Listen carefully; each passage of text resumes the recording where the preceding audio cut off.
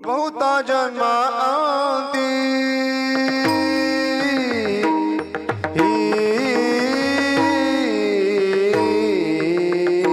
बहुता जन्मांती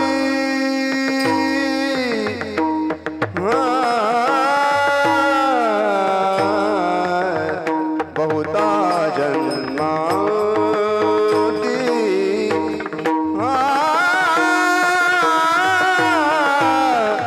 बहुता जन्मांती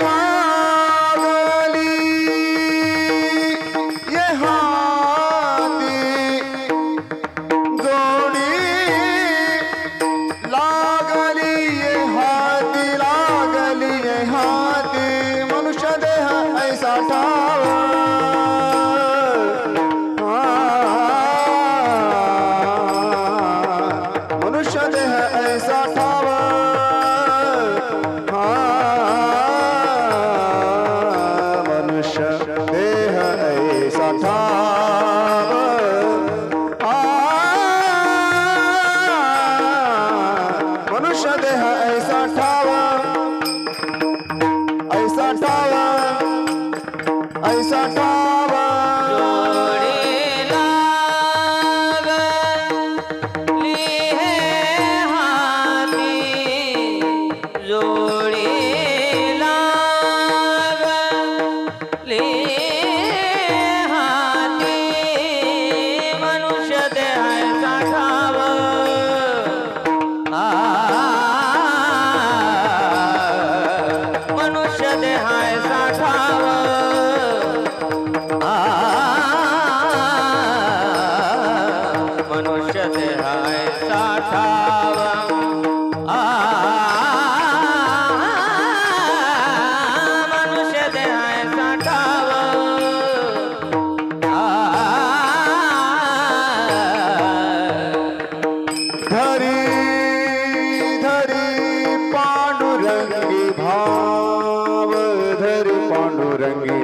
पांडुरंगी भाव पांडुरंगी भाव भाव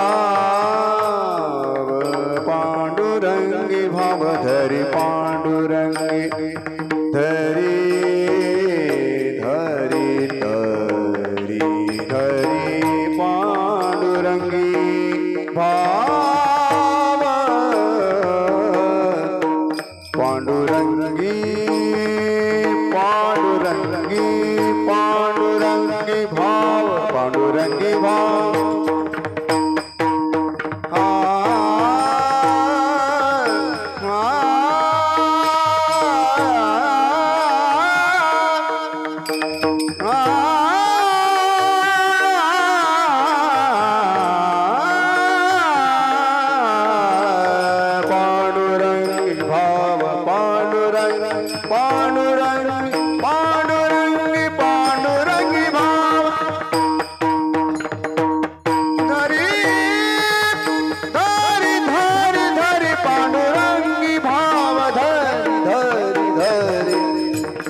पांडुरंगी भाव पांडुरंगी भाव धरी पांडुरंगी भाव धरी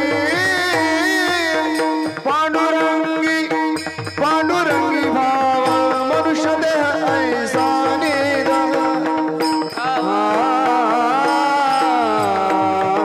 मनुष्य देह ऐसा भाव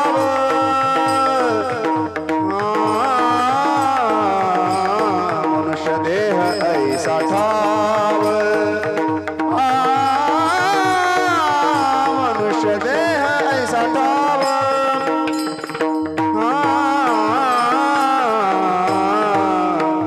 धरी पांडुरंगी भाव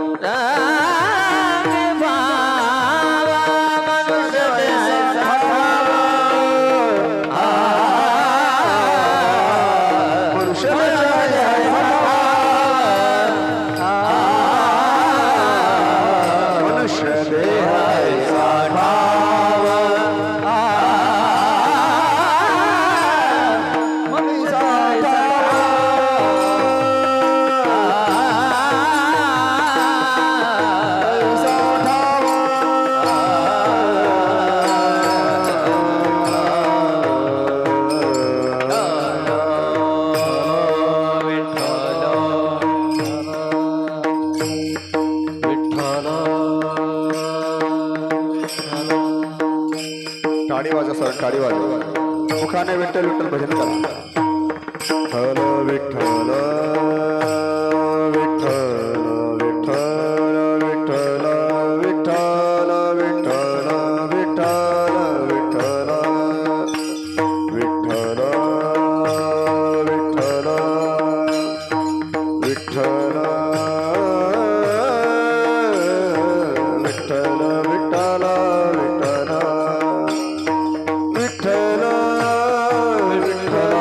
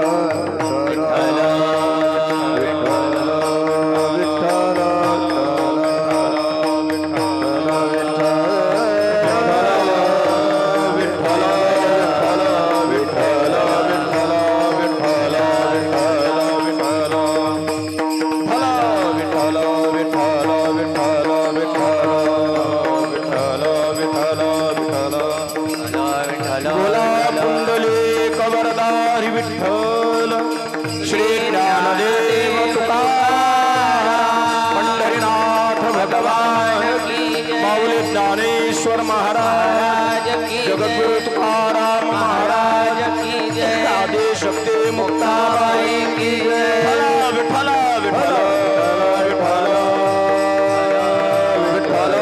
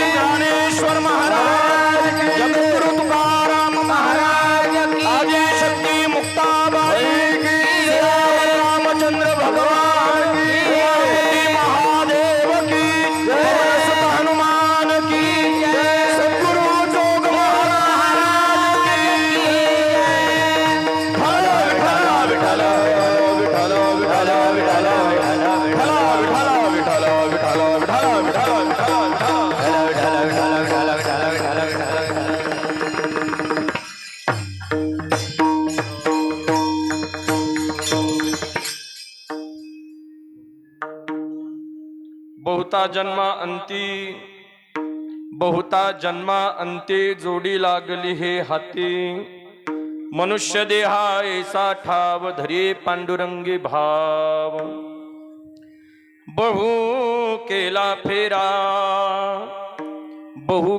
फेरा येथे सापडला थारा मनुष्य देहा ऐसा ठाव धरी पांडुरंगी भाव तुका म्हणे जाणे ऐसे दुर्लभते शहाणे मनुष्य देहा ऐसा ठाव धरी पांडुरंगी भाव पांडुरंगा करू प्रथम नमन पांडुरंगा करू प्रथम नमन पांडुरंगा करू प्रथम नमन पांडुरंगा करू प्रथम नमन दुसरे चरण संतांची दुसरे चरण संतांची दुसरे चरण संतांची त्यांच्या कृपादाने कथेचा विस्तार कृपादाने कथेचा विस्तार कृपादाने कथेचा विस्तार कृपादाने कथेचा विस्तार बाबाजी सद्गुरुदास तुका सद्गुरुदास तुका बाबाजी सद्गुरुदास तुका विभुं वेणुनादं चरन्तं दुरन्तं स्वयं लीलया गोपवेशं दधानं गवामृन्दकानन्दनं चारुहासं परब्रह्मलिङ्गं भजे पाण्डुरङ्गं नमामि सद्गुरुं शान्तं सच्चिदानन्दविग्रहं पूर्णब्रह्मपरानन्दमीशमालन्दिवल्लभम् ॐ नमो ज्ञानेश्वरा करुणाकरा दयाळा तुमचा अनुग्रह लाधलो पावन झालो चराचरी देवादिदेवा जगत्रे जीवा पर्येसी केशवा विनंती माझी वाणी तुझे वर्णी गुणनाम ऐसे दे प्रेम काही कळा जयांचे केल्या स्मरण होय सकळ विद्यांचे अधिकरण तेचे बंधू श्री चरण श्री गुरूंचे ते नमस्कारुणी आता नमो सद्गुरु तुकया ज्ञान दीपा नमो सद्गुरु सच्चिदानंद रूपा नमो सद्गुरु भक्त कल्याण मूर्ती नमो सद्गुरु भास्करा पूर्ण कीर्ती नीलांबुज श्यामल कोमलांगम सीता समारूपित वाम भागम पाणौ महासायक चारु चापम नमामि रामं रघुवंशनाथम अतुलित बलधामं हेमशैलाभदेहं दनुजवन कृशानुं ज्ञानिनामग्रगण्यं सकल गुण निधानं वानराणामधीशं रघुपति प्रिय भक्तं वातजातं नमामि सेवेलागी सेवक झालो सेवेलागी सेवक झालो सेवेलागी सेवक झालो सेवेलागी सेवक झालो तुमच्या लागलो निज चरणा तुमच्या लागलो निज चरणा हो स्वामी तुकया देवा अहो स्वामी तुकया देवा तुमच्या लागलो निज चरणा तुमच्या लागलो निज चरणा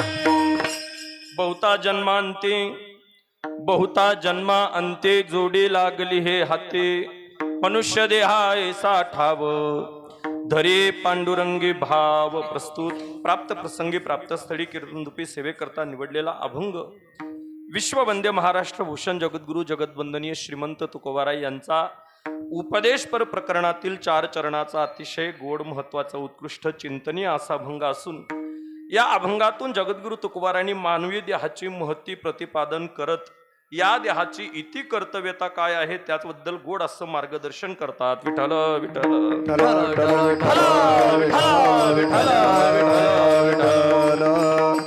सेवेला प्रारंभ करण्यापूर्वी अल्पसा परिहार देणं गरजेचं आहे. अखिल कोटी ब्रह्मांड नायक अकारण करुणा वरुणाल रुक्मिणी प्राण संजीवन भगवान पांडुरंग परमात्म्याच्या असीम कृपेने विश्वमाऊली ज्ञानोबाराय जगद्गुरु तुकोबाराय स्वानंद सुखनिवासी सद्गुरु जोग महाराज वैकुंठवासी गुरुवर्य मोठे बाबा वैकुंठवासी गुरुवर्य नथुसिंग बाबा वैकुंठवासी गुरुवर्य बळीराम दादा यांच्या कृपा आशीर्वादाने आणि त्याचप्रमाणे आमचे ज्येष्ठ गुरुबंधू श्री हरिभक्त परायण अंकुशजी महाराज यांच्या कुशल अशा मार्गदर्शनाने त्यांच्या नेतृत्वाने पुण्यक्षेत्र आपल्या या मनवेल नगरीमध्ये भगवान श्री पांडुरंग परमात्म्याच्या मारुतीरांच्या पवित्र अशा प्रांगणात मलमास अधिक मास पुरुषोत्तम मास अर्थात धोंड्याचा महिना आणि या मासामध्ये अधिकस्य अधिकम फलम या न्यायाने काहीतरी साधना घडावी काहीतरी उपासना घडावी म्हणून भगवान परमात्म्याच्या आवडीचं अत्यंत श्रेष्ठ साधन अर्थात कीर्तन आणि ती कीर्तन परंपरा जपण्याकरता गेल्या 30 वर्षापासून या अधिक महिन्यामध्ये हा उत्सव तसा वार्षिक महोत्सवाचे 75 वर्षे पूर्ण झाली आणि गेल्या 30 वर्षापासून म्हणजे हे धोंड्याचा महिन्यातला हा सप्ताह 30वा सप्ताह आहे आणि अत्यंत पवित्र रम्य अशा वातावरणामध्ये हा उत्सव संपन्न होत असताना या उत्सवातील या वर्षीची आजची ही 6व्या दिवसाची सेवा महाराजांच्या वतीने ग्रामस्थ मंडळाच्या वतीने माझ्याकडे आलेले आहे. प्रभू तुम्ही महेशाची या मूर्ती मी दुबळा अर्पितसे भक्ती म्हणून बोल जरी गंगावते तरी स्वीकाराल की. उमा महेश्वर स्वरूप असणाऱ्या समस्त मातृवर्ग पितृवर्ग श्रोते मंडळी सगळ्यांच्या चरणावर विनम्र भावनेने अभिवादन करतो. माझ्यापेक्षा वयाने ज्ञानाने अधिकाराने साधनेने सगळ्याच बाजूने मोठी असणारी मंडळी या ठिकाणी उपस्थित आहेत. त्यामध्ये आपल्या भागाचं वैभव श्री हरिभक्त परायण गायन गंधर्व निवृत्ती महाराज पाळधीकर या ठिकाणी उपस्थित आहेत. त्याचप्रमाणे हरिभक्त परायण भजन सम्राट कन्हैया महाराज या ठिकाणी उपस्थित आहेत. अंकुशजी महाराज या ठिकाणी उपस्थित आहेत. हरिभक्त परायण पुरुषोत्तम महाराज या ठिकाणी उपस्थित आहेत. मृदंगाचार्य श्री हरिभक्त परायण रोहित महाराज या ठिकाणी उपस्थित आहेत. गावातील समस्त तरुण बांधव इकडे माऊली भजनी मंडळ समस्त भजनी मंडळातील सदस्य सगळ्यांच्या चरणावर विनम्र भावनेने अभिवादन करतो. माझा आवाज तुमच्यापर्यंत जे पोचवत आहेत शिवशक्ती साऊंड सर्व्हिस कठोरेकर आमचे हरिभक्त परायण बाळाभाऊ त्यांनाही कोटी कोटी धन्यवाद. आज ज्यांच्याकडे आम्ही सुग्रास असं भोजन ग्रहण केलं त्याही परिवाराला कोटी कोटी धन्यवाद. तन मन धनाने सगळ्याच बाजूने सहकार्य करणारे सगळेच मंडळी सगळ्यांच्या चरणावर विनम्र भावनेने अभिवादन करतो आणि सेवेला सुरुवात. विठ्ठल विठ्ठल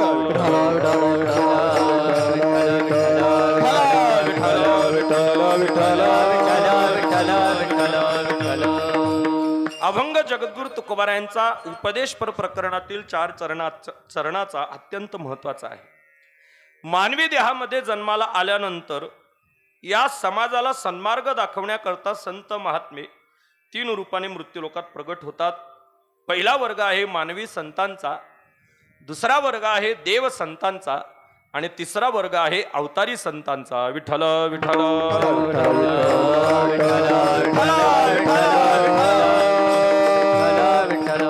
मानवी संतांच्या बाबतीत जर विचार केला तर मानवी संत दिसायला तुमच्या आमच्या सारखे सामान्य आहेत. ते तुमच्या आमच्या सारखे सामान्य रूपाने जन्माला येतात. आम्ही कसे जन्माला आलो महाराज? आगा कर्मी जय उरावे तैते हे सुख दुःखी फळावे तया ते भोगावया यावे देहा एका केले कर्म झाले तेचे भोगाले उपजले मेले ऐसे किती उपजले मेले ऐसे किती केले कर्म झाले तेची भोगाले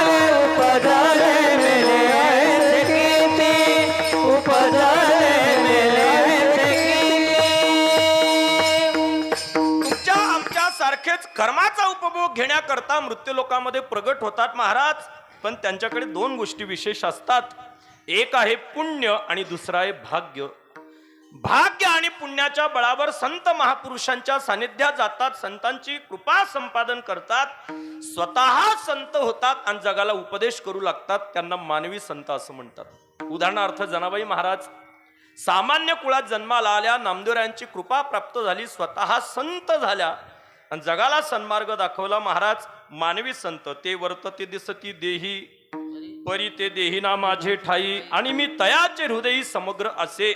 किंवा तुकोबाराय वर्णन करतात, ते दिसायला जरी तुमच्या आमच्या सारखे वाटत असले मात्र संत नवती जगा माणसा त्या सारिखे. मानवी संत.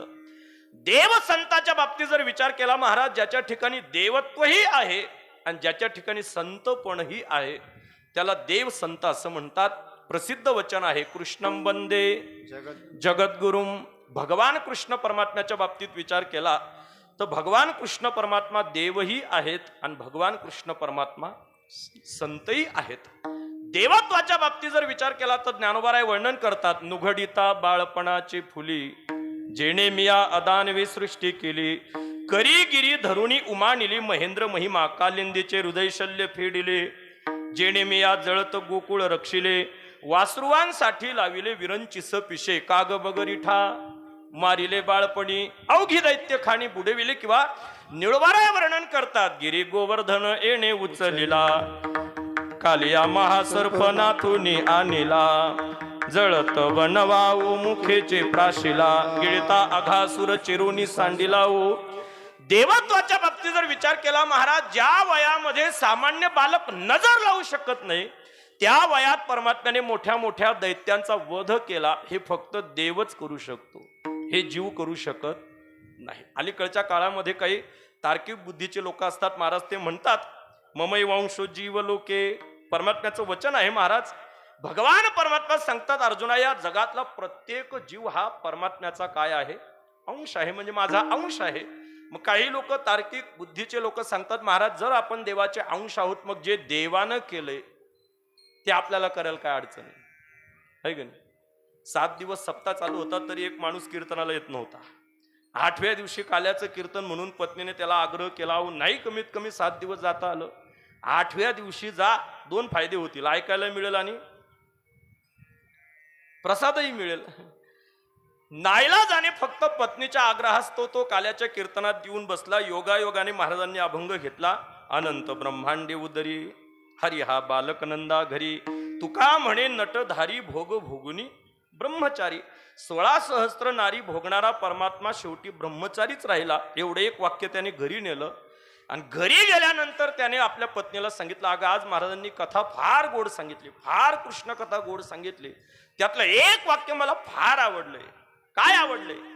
तो म्हणला काही नाही, भगवान कृष्ण परमात्म्याने म्हणे 16,108 बायका केल्या होत्या.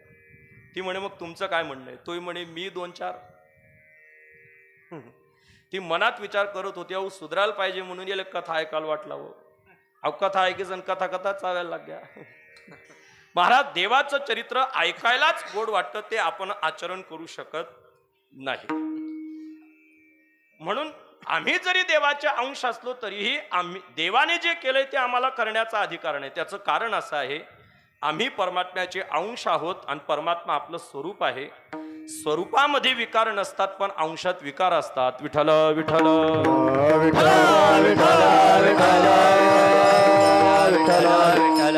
मजल दर मजल करत एखादा माणूस काशी यात्रेला गेला आणि काशीला गेल्यानंतर त्याने गंगेचं स्नान केलं. महाराज गंगेचा महिमा आहे, गंगा पापम शशीतापम. गंगा मैया मानवी जीवनातले सगळे पाप नष्ट करणारी आहे. महाराज स्नान केल्यानंतर पाप जाईल नवल नाही. वाचे म्हणता गंगा गंगा सकळ दोष भंगा, सकळ दोष जाती भंगा, सकळ दोष जाती भंगा. वाचे म्हणता गंगा गंगा सकळ दोष जाती भंगा, सकळ दोष जाती भंगा, सकळ दोष जाती भंगा. वाचे म्हणता गंगा गंगा. नामदेवराय वर्णन करतात स्नानानेच पाप निवारण करेल. आश्चर्य नाही, इथं बसल्या बसल्या गंगेचं स्मरण जरी केलं तरी सगळे दोष निवारण करण्याची ताकद गंगा मातेत आहे. आणि अशा त्या पवित्र जलामध्ये स्नान केल्यानंतर त्याने मनात विचार केला, अंतःकरणाला फार समाधान झालं आणि त्याने विचार केला की आपण दररोज गंगेचं स्नान केलं पाहिजे. पण दररोज गंगेचं स्नान परवडणारं नाही. आपण रोज काशीला येऊ शकत नाही, पण काशीची गंगा घरी आणू शकतो. म्हणून त्याने एक मातीचं मडकं विकत घेतलं, त्याच्यात गंगा भरली. मजल दरमजल करीत रेल्वेचा प्रवास, बसचा प्रवास करत त्याने ते मातीचं मडकं अगदी सांभाळून घरी आणलं. घरी आल्यानंतर त्याने ते ओट्यावर ठेवलं. किल्ली काढली, चावी काढली, कुलूप उघडत असताना अचानक एक वराह गल्लीत आलं, डुक्कर. आणि त्या डुकराने त्या कलशामध्ये तोंड घातलं. आता ते पाणी पूजा करण्याच्या लायकीचं राहिलं का? पाणी तर गंगेचं आहे, पाणी पवित्र आहे, पाणी निर्मल आहे, काशीहून आणलंय, तरीही आता ते पाणी आपण पूजेला वापरू शकत नाही, कारण त्याच्या डुकराने तोंड घातलंय. असा कितला डुकरे रोज गंगामध्ये झेपत होती, आहे की नाही? अशी किती डुकरं पोहत असतील महाराज. मग गंगा अपवित्र झाली का? नाही झाली. का बरं? कारण ती तिचं स्वरूप आहे आणि कलशामध्ये तिचा अंश आहे. अंशामध्ये विकार उत्पन्न होतात, स्वरूपामध्ये विकार नसतात. म्हणून जे देवानं केलंय ते आपल्याला करण्याचा अधिकार नाही. सांगण्याचा भाव असा आहे, भगवान कृष्ण परमात्म्याने बालवयामध्ये अनंत लीला केल्या महाराज. कारण देवाच्या ठिकाणी देवत्व आहे. आणि संतत्वाच्या बाबतीत जर विचार केला तर संपूर्ण जगाचं अज्ञान नष्ट करण्याकरता अर्जुनाला निमित्त केलं आणि गीता शास्त्राचा उपदेश केला. कारण अंतकरण संतांचं होतं. सोमुखे आपण सांगतो श्री विष्णू, सोमुखे आपण सांगतो श्री विष्णू, सोमुखे आपण सांगतो श्री विष्णू, सोमुखे आपण सांगतो श्री विष्णू. श्री गीता हा प्रश्न अर्जुनेसी, श्री गीता हा प्रश्न अर्जुनेसी, श्री गीता हा प्रश्न अर्जुनेसी, श्री गीता हा प्रश्न अर्जुनेसी. सोमुखे आपण सांगितो श्री विष्णू, श्री गीता हा प्रश्न अर्जुनेसी. महाभारतामध्ये भगवान कृष्ण परमात्म्याने अर्जुनाचा रथ रणांगणात आणला आणि अर्जुन देवाला विनंती करतात, देवा अगोदर ज्यांच्याशी लढायचं आहे ते कोण आहेत हे पाहण्याकरता सेनयोरुभयोर्मध्ये रथम स्थापयमेच्युत, हे अच्युता माझा रथ दोन्ही सैन्याच्या मध्ये उभा करा. आता अर्जुन हा क्षत्रिय आहे आणि क्षत्रियाचं कर्तव्य आहे युद्ध करणं, लढणं. आपल्या भाषेत सांगायचं म्हटलं तर भांडण करणं. आता भांडण करायला गेल्यानंतर एका पक्षात उभं राहिलं पाहिजे का मध्ये? हा, तुमच्याकडे भांडणं होत नाहीत का? होतात ना. भांडण करताना एका पक्षात उभं राहायचं का मध्ये? एका पक्षात, आहे का नाही? कुठल्या तरी एका बाजूने उभं राहिलं पाहिजे. आणि मध्ये उभं राहिलं तर दोन्ही कडनं ठोकतील. कुठल्या तरी एका पक्षात उभं राहिलं पाहिजे. महाराज भगवान परमात्म्याला अर्जुनाने विनंती केली, देवा माझा रथ दोन्ही सैन्याच्या मध्ये उभा करा. सांगणाऱ्याला कळत नव्हतं, पण ऐकणारा शहाणा होता. परमात्म्याने सांगायला पाहिजे होतं, अर्जुना अरे तू ज्या ठिकाणी गाडी लावा म्हणतोस त्या ठिकाणी नो पार्किंग आहे, तिथं गाडी आपण उभी करू शकत नाही. पण परमात्म्याला सांगणं आणि देवाचं ऐकणं अर्जुनाने सांगितलं आणि परमात्म्याने स्थापयित्वा रथोत्तमम. पण अशा लोकांच्या समोर रथ उभा केला महाराज. भीष्म द्रोण प्रमुखतः सर्वेषांच महीक्षिताम उवाच पार्थ पश्यैतान समवेतान कुरुनीती आचार्या पित्र पुत्रास तथैव च पितामह मातुला श्वशुरा पौत्रा शाला संबंधिनस तथा. या सगळ्या लोकांना अर्जुनाने पाहिलं, त्याचा क्षत्रियत्वाचा त्याला विसर पडला. मी लढायला आलेलो आहे या गोष्टीचा विसर पडला महाराज. हातातून शस्त्र टाकलं नाही, ते गळून पडलं. रथातून खाली उडी मारली आणि परमात्म्याला सांगतात, देवा अरे यांना मारून मला फायदा काय? परमात्म्याने दोन फायदे सांगितले महाराज. हतो वा प्राप्स्यसि स्वर्गम जित्वा वा भोक्षसे महिम तस्माद उत्तिष्ठ कौंतेय युद्धाय कृतनिश्चय. अरे मारता मारता मेलास तर स्वर्ग मिळेल आणि जिंकलास तर पृथ्वीचं राज्य उपभोगायला मिळेल. अर्जुन म्हणतात, देवा मी यांना मारणार नाही. का बरं? अरे जर हे पांडव माझे आहेत तर हे कौरव परके. हे परके नाहीत महाराज, हे सुद्धा कोण आहेत? माझेच आहेत. पण तुम्हाला एक गंमत सांगतो, मानवी जीवनामध्ये माणसाला सगळ्यात जास्त संघर्ष आपल्याच लोकांशी असतो. विठ्ठल विठ्ठल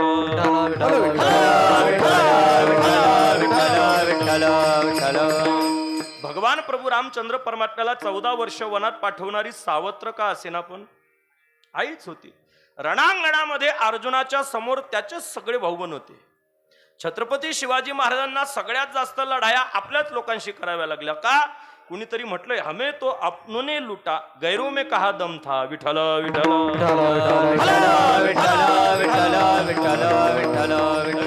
आणि मग अर्जुन म्हणतो, देवा मी यांना मारलं तर मला पाप होईल, मी यांना मारणार नाही.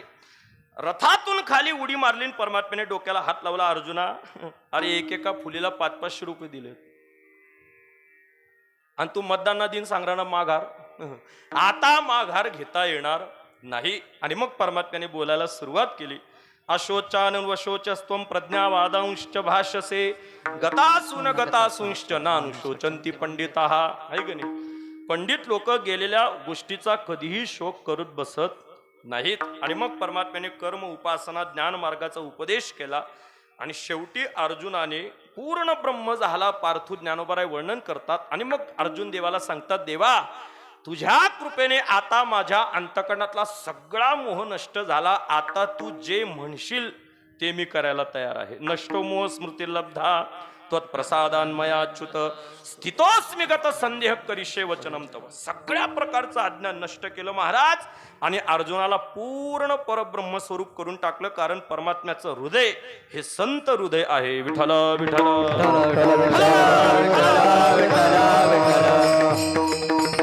याला म्हणतात देवसंत.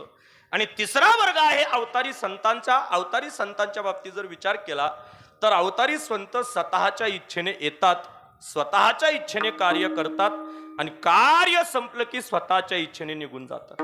येथे उपकारासाठी, येथे उपकारासाठी, येथे उपकारासाठी, येथे उपकारासाठी आले घर जावय मोठी, आले घर जावय मोठी. येते उपकारासाठी, येते उपकारासाठी आले घर जावई मोठी, आले घर जावई मोठी. येथे उपकारासाठी, येथे उपकारासाठी,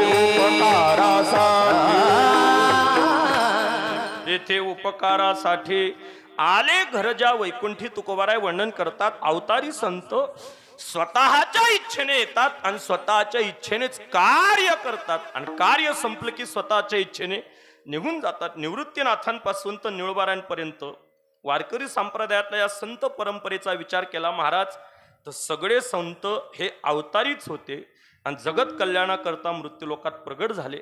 आणि इथे प्रगट झाल्यानंतर जगाला फक्त सन्मार्गच दाखवला महाराज, सन्मार्गच दाखवला. आजच्या अभंगातून जगद्गुरु तुकोबारायांनी मानवी देहामध्ये जन्माला आलेल्या प्रत्येक जीवाला गोड असं मार्गदर्शन केलंय. या अभंगाचा आपण भाव पाहिला तर अभंगाचा केंद्रबिंदू आहे मानव शरीर.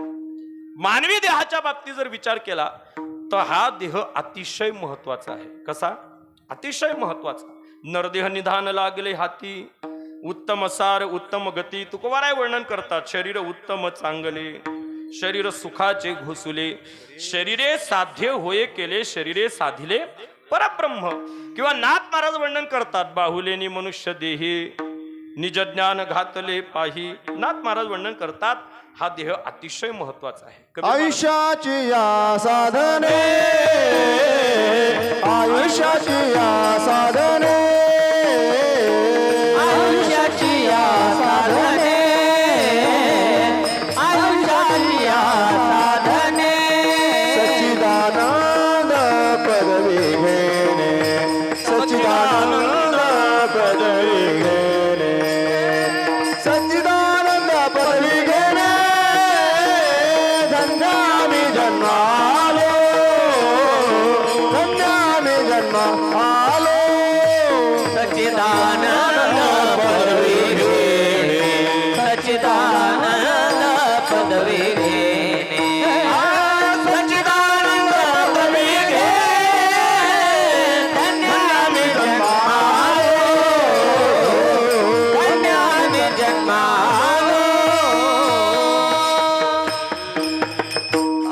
ज्ञानाच्या साधने सच्चिदानंद पदवी घेणे. नाथ महाराज वर्णन करतात, याच ध्याने मनुष्य भगवत स्वरूपापर्यंत प्राप्त होऊ शकतो. महाराज, देह अतिशय महत्वाचा आहे. इस तन धन की कवन बडाई. कबीर महाराज वर्णन करतात, देखत नयनो मी मिट्टे मिलाई. एकेका अवयवाचा विचार केला महाराज तर अमूल्य अशी किंमत आहे. एकेका अवयवाचा. साधारण एक दात जर आपला पडला आणि तो जर नकली बसवायचा असेल तर 5-10 हजार रुपये खर्च आहे एक दात बसवायला. आणि देवाने आपल्याला किती दिले? 32 आहे का नाही? आणि दूध ना, तो काही बोनस होता का दिवाळीना? ते दातच होते का नाही? कोवळ्या वयामध्ये भूक कमी असते म्हणून कच्चे दात दिले. वय वाढल्यानंतर भूक वाढली म्हणून कच्चे दात पाडले आणि पक्के दात दिले महाराज. अतिशय महत्वाचा आहे, दुर्लभ आहे. दुसरा मुद्दा, हा देह अतिशय दुर्लभ आहे. नरदेह दुर्लभ जाणा, शतवर्षाची गणना. दुर्लभो मानुषो देहो देहिनाम क्षणभंगुरः. भागवतकार वर्णन करतात, हा देह अतिशय दुर्लभ आहे. तिसरा मुद्दा आहे का, एकदाच मिळतो, पुन्हा पुन्हा मिळत नाही. विठ्ठल विठ्ठल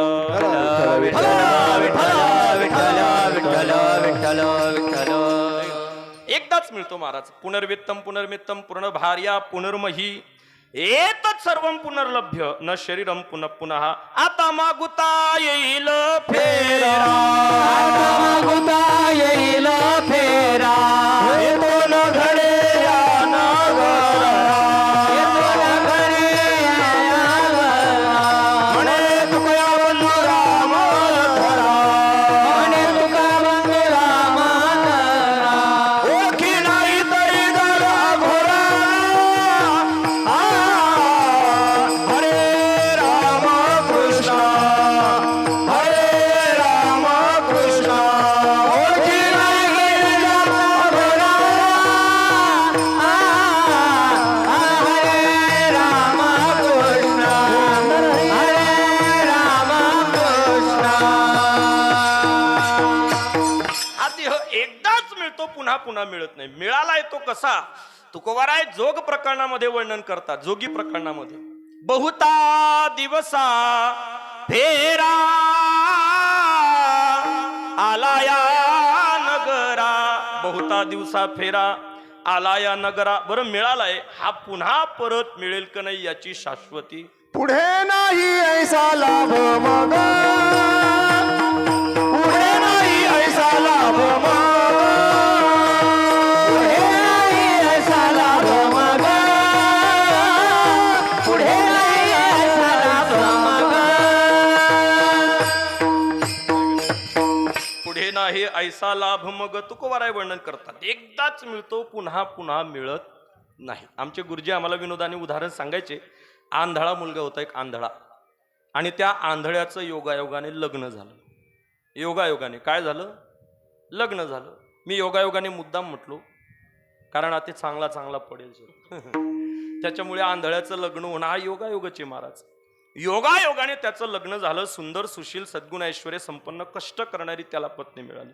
उद्योगाचे घरी रिद्धी सिद्धी पाणी भरी. मनुष्य जर प्रयत्नवादी असेल आणि त्याचं भाग्य अनुकूल असेल तर ज्ञानोबाराय वर्णन करतात, भाग्याचे नि भडसे उद्यमाचे निमिसे समृद्धी जाता पैसे घर रिगे. प्रयत्नवादी मनुष्य असू द्या, आणि प्रयत्नवादी असताना त्याचं भाग्य जर अनुकूल असेल तर अष्टमहासिद्धी ओळंगतीद्वारी. फक्त तो प्रयत्नवादी असू द्या. आंधळ्याचा संसार पण सुखाने करत होती. झोपडपट्टीमध्ये घर पण सुंदर सजवत होती. एक दिवस सकाळी सकाळी उठली, स्नान संध्या नित्यकर्म आटोपलं, स्वयंपाक तयार केला, जेवणाचे 2 डब्बे बांधले, टोपली खाली झाकून ठेवले. दारात आली, आंधळापती झोपलेला त्याला उठवलं. अहो ऐका, जुन्या काळामध्ये आहो जावो घालण्याची पद्धत होती. आता पद्धत राहिली नाही महाराज. आता तो म्हणतो कुंदा, ती म्हणते बोल मुकुंदा. जुन्या काळात मर्यादा होती महाराज. मग अशी मी रूम मध्ये आल्यानंतर रामचरित मानस तिथं पाहिलं. कुणाचं तरी पारायण चालू आहे वाटतं, रामचरित मानस. रामायणानं आपल्याला मर्यादा शिकवली महाराज. रामायणानं काय शिकवली? मर्यादा शिकवली. जुन्या काळात फार मर्यादा होत्या. ऐका, मी जवळच एका शेतामध्ये कामाला चाललोय. मी स्वयंपाक तयार करून ठेवलाय. तुम्हाला भूक लागल्यानंतर एका डब्यातलं जेवण करा, 1 डब्बा माझ्यासाठी शिल्लक ठेवा. ते कामाला निघून गेली. 12-12:30 वाजेला जेवणाची सुट्टी झाली, पटकन घरी आली, हातपाय धुतले, गार पाणी ग्रहण केलं. स्वयंपाक घरात जाताना तिच्या मनात एक आनंद होता.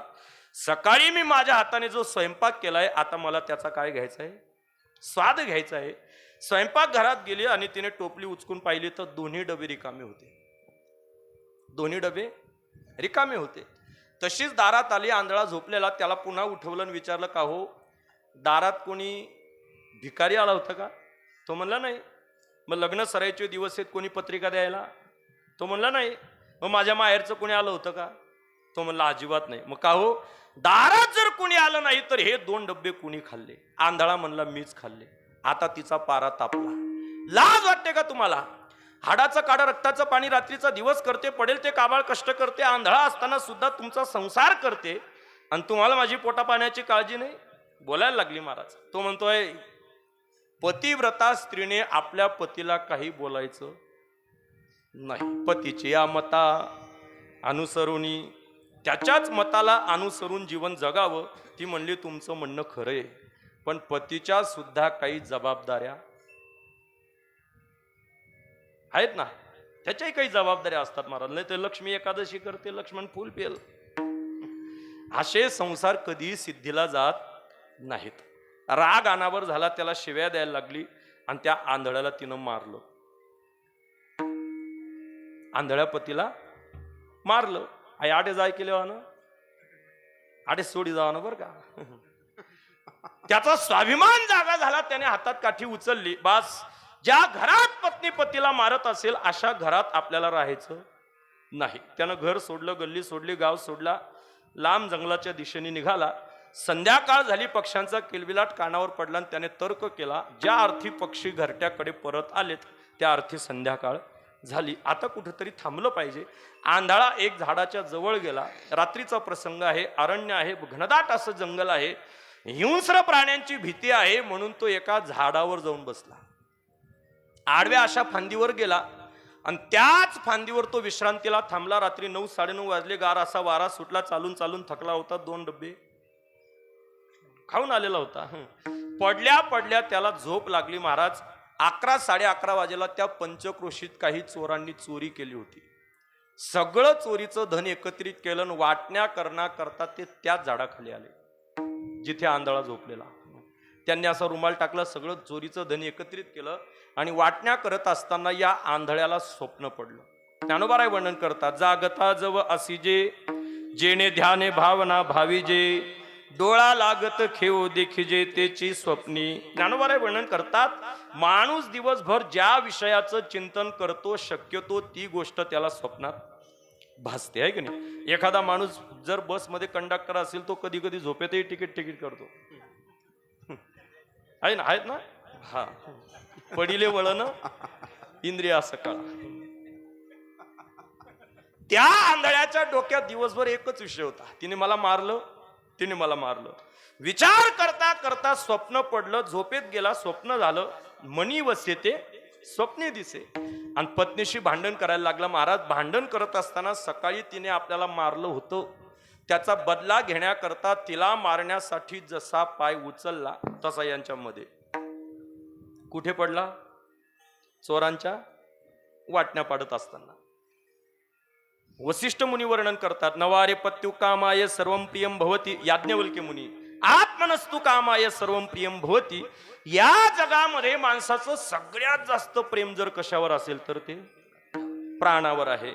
आणि प्राणावर संकट आलं की माणूस धनाचा सुद्धा त्याग करतो. सगळे चोर पळायला लागले. याने चाचपायला सुरुवात केली. त्याला पैशांचा आवाज आला. काही काही आवाज कानाला फार गोड लागतात. कब्बशी.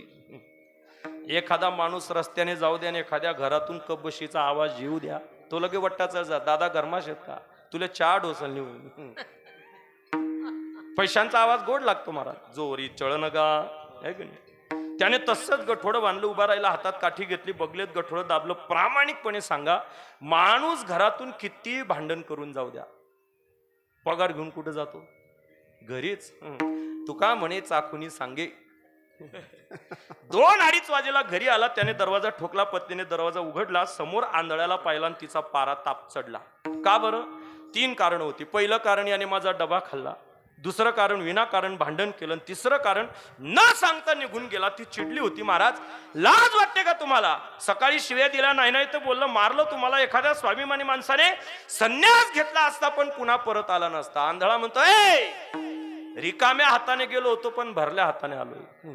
भरला हात म्हणल्याबरोबर जागेवर आईस्क्रीम. कोण? ती बाई. तिनं गठोडा हातात घेतलं. महाराज उघडून पाहिलं. पाहिल्या बरोबर भाषा बदलली. सब पैसे के भाई दिल का साथी नहीं कोई, सब पैसे के भाई मानिती लहान थोर देह सुखाची आकाजा, इंद्रिय मावळली आला बागुला जा, कैसा विपरीत झाला तोची देह नवे दुजा, जो वरी चळणगा तो वरी म्हणते माझा. ते धन तिने हातात घेतलं आणि भाषाच बदलली. म्हणजे ती काही इंग्रजी बोलायला लागली का? खवूट बोलत होती, गोड बोलायला लागली. मी पापीण आहे, मी चांडाळीन आहे, मी परमेश्वरासारख्या पतीला शिव्या दिल्या, देव मला नरकातही जागा देणार नाही. तुम्हाला चहा आणू का, कॉफी आणू का, दूध आणू का, सरबत, कोल्ड्रिंक, हात दाबू का, पाय दाबू का, नरड दाबू का? आंधळा म्हणला काहीच करू नको. मग कालच्या सारखी रागाने ये, रागाने मला असंच मार, मी असाच रागात निघून जाईन. उद्या असंच गठोडं घेऊन येईन. येन बापने ठेव तिकडे. आता इकडे या.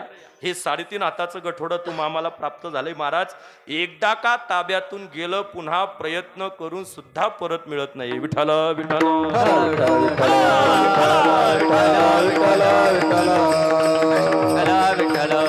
एकदाच मिळतं महाराज. देह महत्वाचा आहे, दुर्लभ आहे, एकदाच मिळतो. चौथा मुद्दा आहे का, टिकणारा नाही, कधी पडेल याची गॅरंटी नाही. तुकोबाराय हिंदी प्रकरणात वर्णन करतात, क्या जीवन के पकरी आस, हातो में लिया नहीं तेरा घास.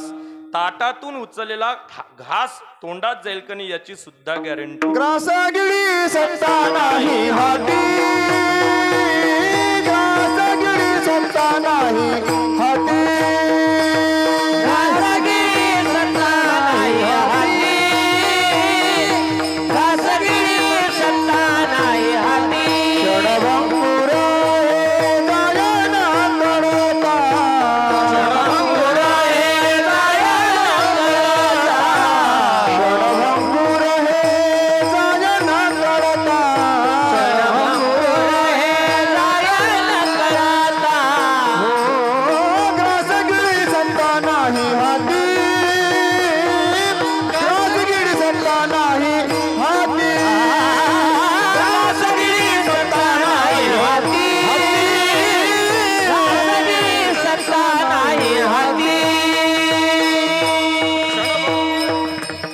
क्षणभंगुर हे जाय न कळता, ग्रास गिळी सत्ता नाही हाती. क्षणभंगुर नाही भरवसा, नाशिवंत देह जाणार सकळ. तुकोबाराय वर्णन करतात, कधी पडेल याची शाश्वती नाही. 5वा मुद्दा आहे का, ज्या देहाला तुम्ही आपण आपलं मानतो त्या देहावर सत्ता आपली नाही.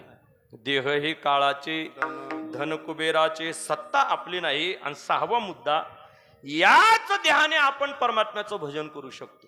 आणि हे ज्ञान नाही कोठे, आणि हे ज्ञान नाही कोठे, आणि हे ज्ञान नाही कोठे, आणि हे ज्ञान नाही कोठे.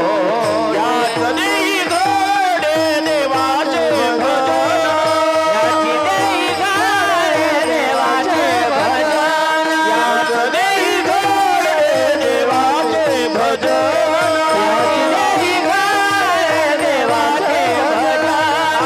आणि हे ज्ञान नाही कोठे, आणि हे ज्ञान नाही कोठे, आणि हे ज्ञान नाही कोठे, आणि हे ज्ञान नाही कोठे. याच देही घडे देवाचे भजन, आणि हे ज्ञान नाही कोठे. याच देहाच्या योगाने ज्ञानोबाराय वर्णन करतात, तैसे येण्याची शरीरे, शरीरा येणे सरे, किंबहुना एर झारे चिरापडे. याच देहाने आपण परमात्म्याचं भजन करू शकतो. याच देहाने जीव बंधन मुक्त होऊ शकतो. इतर कुठल्याच देहाला हे ज्ञान नाही असा अमूल्य ठेवा तुकोबाराय वर्णन करतात. परमात्म्याने तुमच्या आमच्या ताब्यात दिला, पण तो कसा मिळाला? अभंगाचं पहिलं चरण. बहुत जन्माते बहुत जन्माते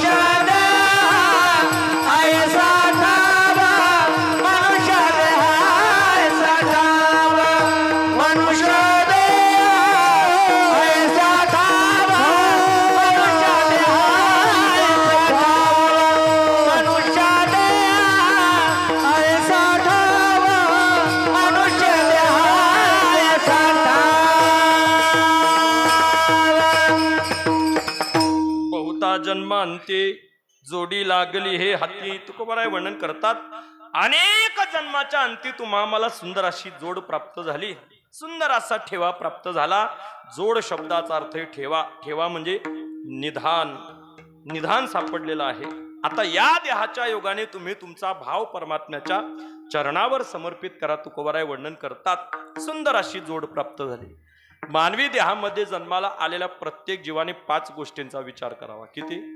5 गोष्टींचा. कोणता कोणता? ऐका.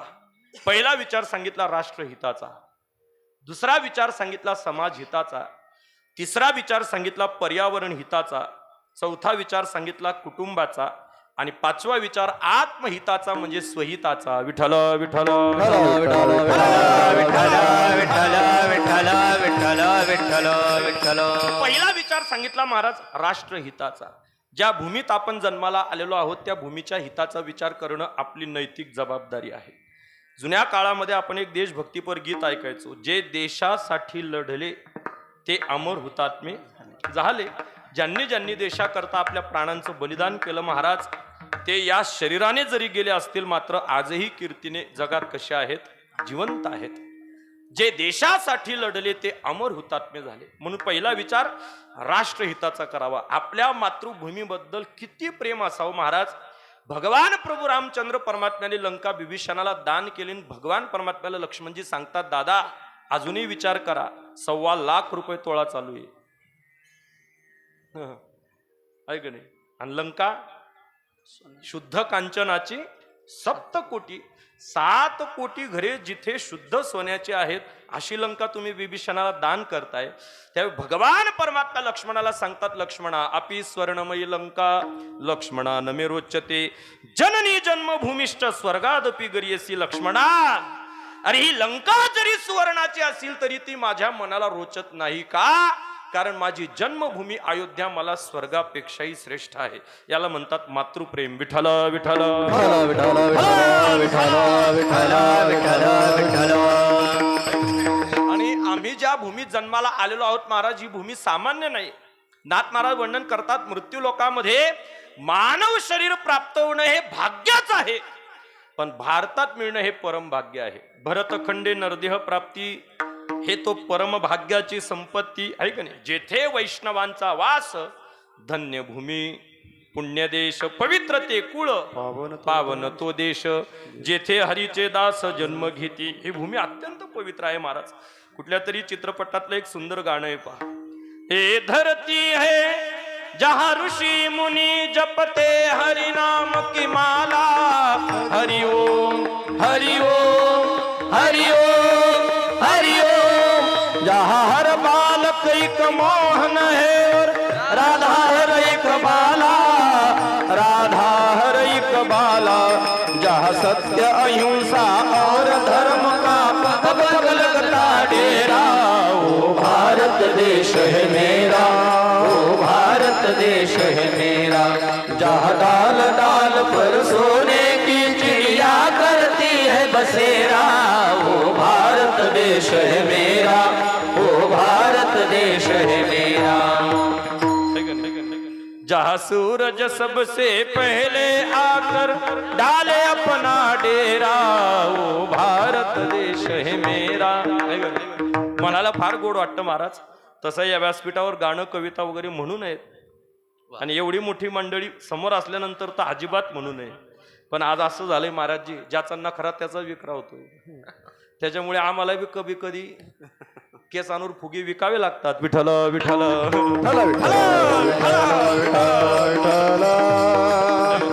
काय करणार महाराज. फार सुंदर भूमी आहे आणि त्यातल्या त्यात महाराष्ट्र प्रांताचा जर विचार केला महाराज, तर महाराष्ट्र प्रांत अत्यंत पवित्र आहे. या जगात एक तत्ववेत्ता झाला सॉक्रेटिस नावाचा. त्याला 3 शिष्य होते, प्लेटो, अरस्तू आणि सिकंदर. पहिले 2 नावं कदाचित ऐकले नसतील, पण तिसरं नाव तुम्ही ऐकलं असेल. कोण? सिकंदर. तो आपला गाव बंगारलेवालेच तो नाही बरं का. सिकंदर इतिहासामध्ये जगत जेता म्हणून ज्याची ख्याती झाली असा तो सिकंदर ज्यावेळेस भारतावर स्वारी करण्याकरता निघाला, त्यावेळेस सॉक्रेटिसला त्याने विचारलं की भारतातून येताना तुमच्यासाठी काय आणू सांगा. आता भारत ही सोन्याची भूमी होती महाराज, पण तरीही सॉक्रेटिसनं सोनं नाही मागितलं. सॉक्रेटिस त्या सिकंदराला म्हणतो, कहा सुकरातन हे राजन विजय हिंद पर जब पाना, तो भारत से हमारे वास्ते एक ज्ञानी गुरु लाना. हमारे वास्ते राजन भारत से लाना एक गीता, तुम भूल नहीं जाना कहानी राम और सीता. हमारे वास्ते राजन भारत से गंगा जल भी लाना, जिसे पी पी कर ऋषि मुनियों ने गहरे तत्व को हे छाना. राजन हमारे वास्ते कमल बंसी भी लाना, जिसे बजा कर तो देखे कैसा सुर है मस्ताना. विठल विठल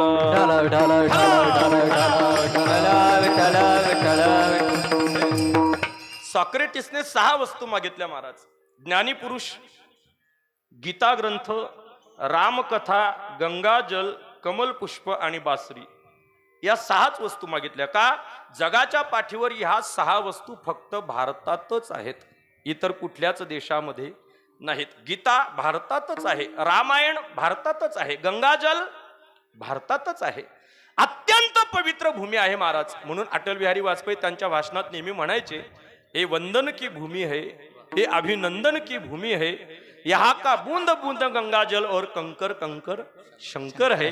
हम जिएंगे तो भारत के लिए और मरेंगे तो भारत के लिए, और मरने के बाद गंगा जल में बहती हुई हमारी अस्थियों को यदि कान लगाकर सुना जाए तो वहां से एक ही आवाज आएगी, भारत माता की जय. जय. याला म्हणतात राष्ट्रप्रेम. विठ्ठल विठ्ठल विठ्ठल विठ्ठल विठ्ठल.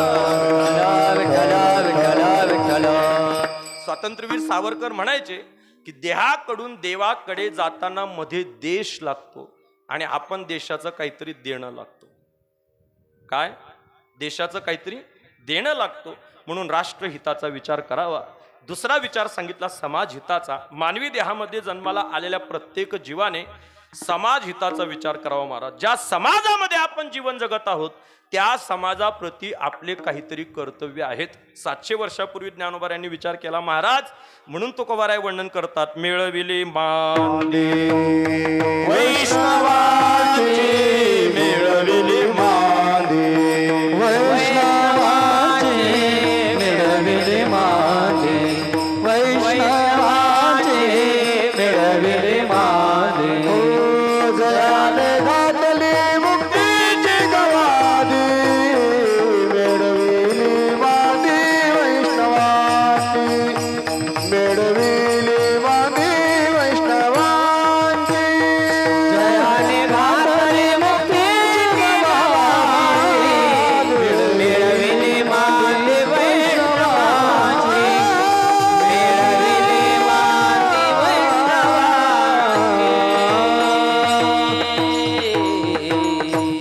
जयाने घातली मुक्तीची गवांदी, मेळविली मांदी वैष्णवांची, एकची टाळी झाली चंद्रभागे वाळवंटी, माझा ज्ञान राज गोपाळांशी लाया वाटी. समाज हिताचा विचार करावा. तिसरा विचार सांगितला पर्यावरण हिताचा. आमचं जीवन ज्या पर्यावरणावर अवलंबून आहे महाराज, त्या पर्यावरणाचं रक्षण करणं आपलं काय आहे, कर्तव्य आहे.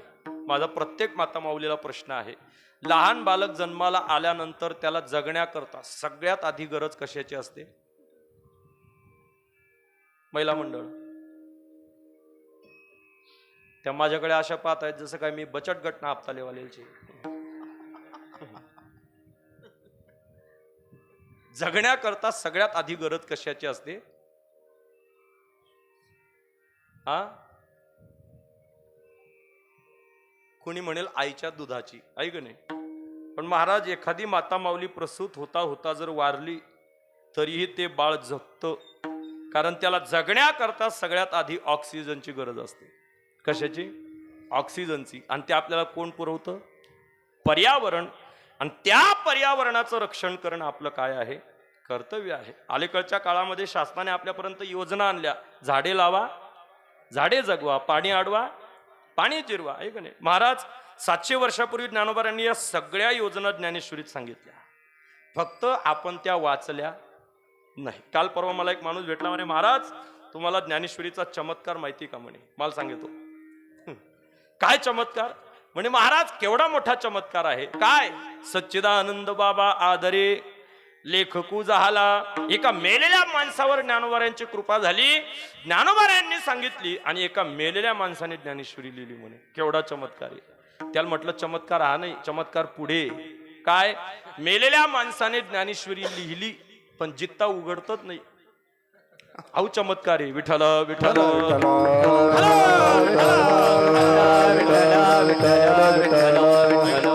सगळ्या योजना सांगितल्या महाराज. अलीकडच्या 200 वर्षामध्ये शास्त्रज्ञांनी जेवढे शोध लावले ते सगळे शोध ज्ञानोबारायांनी ज्ञानेश्वरीत सांगितले.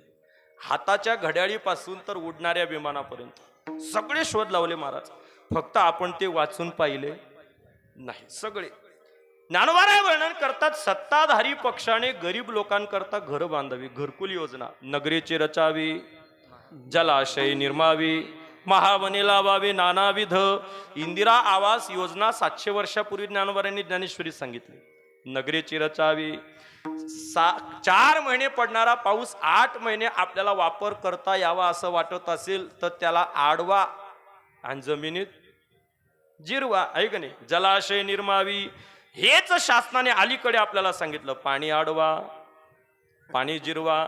बऱ्याच वेळेला गावोगावात प्रवास करत असताना महाराज कुठेतरी एखादी अंगणवाडी, सरकारी दवाखाना असेल, ग्रामपंचायत असेल, त्याला वॉल कंपाऊंड असतं, त्याच्यावर लिहिलेलं असतं पाणी अडवा, पाणी जिरवा. लोकांनी ते वाचलं महाराज, फक्त त्यातला पाणी शब्द काढून टाकला. याने अडवा आणि त्याने जिरवा.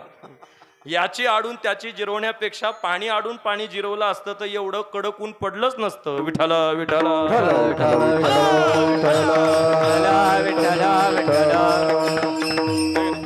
झाडे लावा, झाडे जगवा. ज्ञानोबाराय वर्णन करतात, महावने लावावी नानाविध. का बरं? का आम्ही वृक्षांकडे पाहताना फक्त वृक्ष म्हणून पाहिलं महाराज. संत महात्मे त्यांनाही स्वैरे मानतात. तेने सुखे रुचे एकांताचा वास, तेने सुखे रुचे एकांताचा वास. नाही गुण दोष अंगाए वृक्षवल्ली आम्हा सोयरे वनचरे. वृक्षवल्ली आम्हा सोयरे वनचरे. सुस्वरे आरती वृक्षवल्ली आम्हा सोयरे वनचरे. वृक्षवल्ली आम्हा सोयरे वनचरे. तेने सुखे रुचे एकांताचा वास.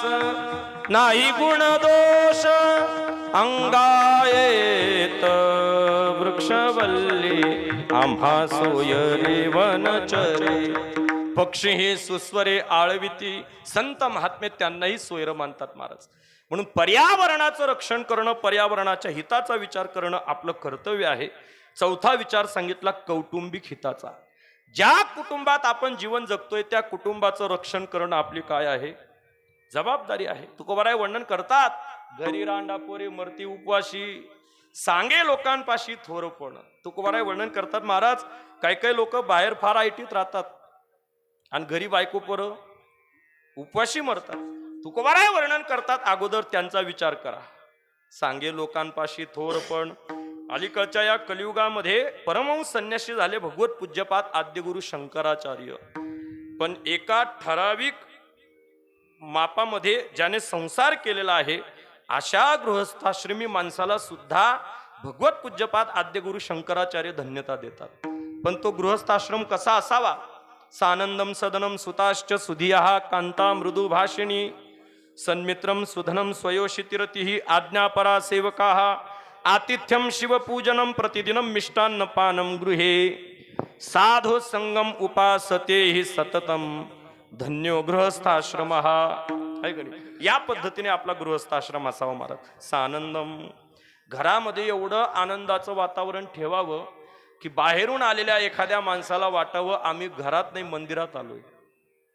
है की नाही? कुणीतरी म्हटलंय, घर असावे घरासारखे नकोत नुसत्या नाती, तिथे असावा प्रेम जिव्हाळा नको तो नुसत्या भिंती. है की नाही? तिथं प्रेम जिव्हाळा पाहिजे महाराज. सानंदम सदनम सुताश्च सुधिया. भगवत पूज्यपाद आद्यगुरु शंकराचार्य म्हणतात, त्या घरातला करता मुलगा हा धैर्यवान असावा. कांता मृदू भाषिणी, घरातली स्त्री ही मवाळ बोलणारी असावी. सन्मित्रम, मित्र कसा असावा? योग्य वेळी योग्य सल्ला देणारा असावा. ऐक नाही तर मित्रही असतात महाराज. ले रे एक बुच्चन, काय होत त्यानं, तो बुच्चन लेता लेता बाटली कानी कट टाकस. असा मित्र नसावा महाराज, असा मित्र नसावा. सन्मित्रम. नाही तर तुकोबाराय वर्णन करतात, मैत्र केला महाबळी कामा नये अंतकाळी, असा मित्र नसावा. सन्मित्रम सुधनम, त्या घरामध्ये येणारं जे धन आहे ते चांगल्या मार्गाने येणारं असावं. स्वयोषितिरतिः, घरातला कर्ता पुरुष हा एक पत्नीव्रती असावा. आज्ञापरा सेवका, त्या घरातले सेवक आज्ञाधारी असावे. आतिथ्यम, त्या घरामध्ये रोज अतिथीची सेवा घडावी. शिवपूजन, रोज भगवंताची पूजा. मिष्टान्नपानम गृहे, ज्या घरामध्ये सात्विक आहार सेवन केला जातो आणि दररोज सत्संग केला जातो असा गृहस्थाश्रम काय आहे, धन्य आहे. आणि अशा प्रकारे जर आम्ही जीवन जगलो, उत्तमची गती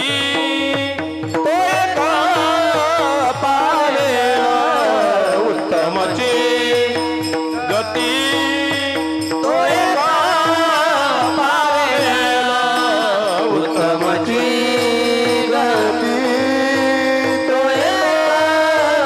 पावेल. उत्तमची उत्तमची गती पावेल. उत्तम भोगील जीव खाणी, उत्तम भोगील जीव खाणी, जीव खाणी,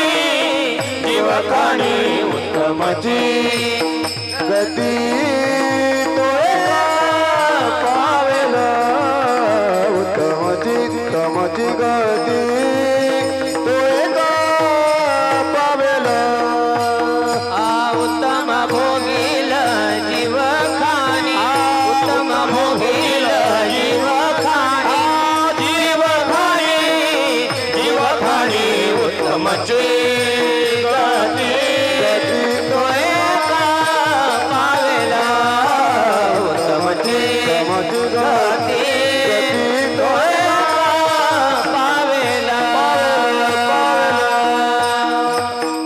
उत्तमची गती तो एक पावेल. उत्तम भोगील जीव खाणी. अशा प्रकारे संसार केला महाराज तर नक्कीच सद्गती प्राप्त होते.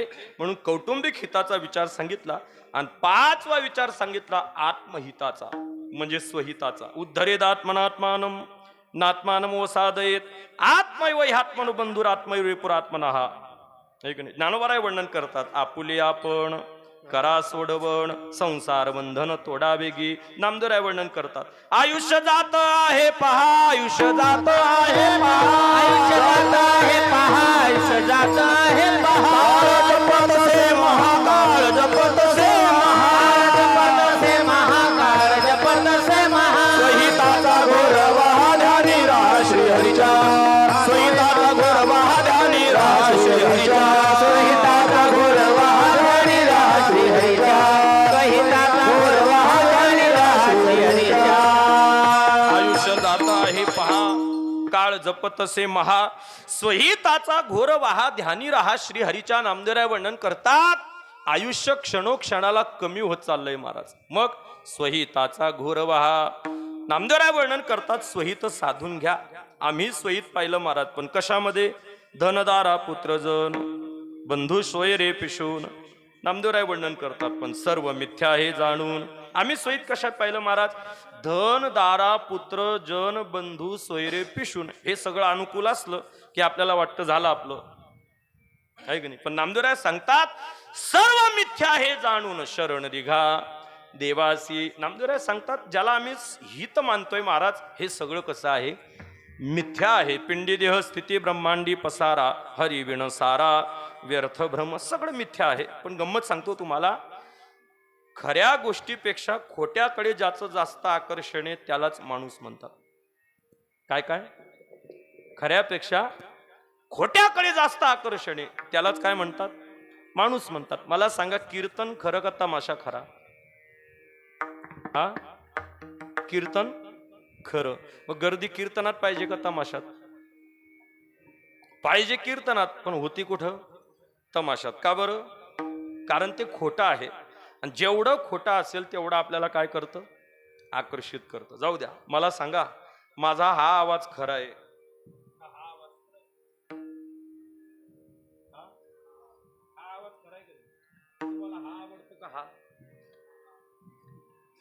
हा आवडतो ना? का बरं? आज तुम्ही कुठल्याही क्षेत्रात जा महाराज, संसार करा, समाजकारण करा, राजकारण करा किंवा परमार्थ करा, जेवढं खोटं तेवढं माणसं आकर्षित होतात. आज संसारात खऱ्याला जास्त किंमत आहे का खोट्याला? खोट्याला. समाजात खोट्यालाच. राजकारणात खोट्यालाच किंमत आहे महाराज. आपल्यातही तसं झालंय. बद बद माया दुनिया भरणा छाया. मोठा महाराज विठ्ठल विठ्ठल विठ्ठल विठ्ठल विठ्ठल विठ्ठल विठ्ठल. म्हणून नामदेवराय वर्णन करतात सर्व मिथ्या हे जाणून शरण निघा देवासी. आत्महिताचा विचार करावा माणसाने, स्वहित साधून घ्यावं. आणि नामदेवराय वर्णन करतात स्वहित करायचं असेल तर ध्यानी राहा श्रीहरीच्या. आणि त्या परमात्म्याला ध्यानात ठेवायचा असेल तर सर्व भावाने आपला अंतकणातला भाव त्याच्या चरणावर समर्पित करा. अभंगाचं दुसरं चरण. मनुष्य देह ऐसा ठावा, मनुष्य देह ऐसा ठावा, मनुष्य देह ऐसा ठावा, मनुष्य देह ऐसा ठावा, मनुष्य